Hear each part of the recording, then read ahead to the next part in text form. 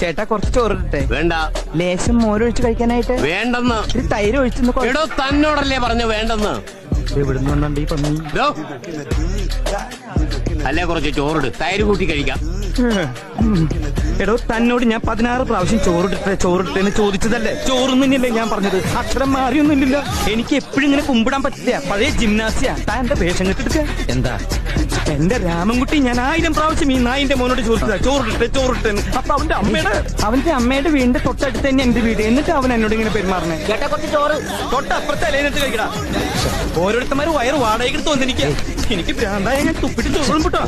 തന്നെ കല്യാണം വിളിച്ചിട്ടുണ്ടാ? ഉണ്ടെങ്കിൽ കല്യാണത്തിന് കളിക്കുക. വേണോ ചോദിച്ചാ വേണ്ടാന്ന് പറയാ. ഇവനാര്? 3 മാസം. എനിക്കിനി ചോറ് വേണ്ട. അതെന്താണ് നിനക്ക് ചോറ് വേണ്ടാത്ത? നീ ഉണ്ണടാ. മര്യാദക്ക് നീ ചോറ് തിന്നിട്ട് കല്യാണക്കുറി കാണിച്ചിട്ട് ഞാൻ വിടുള്ള.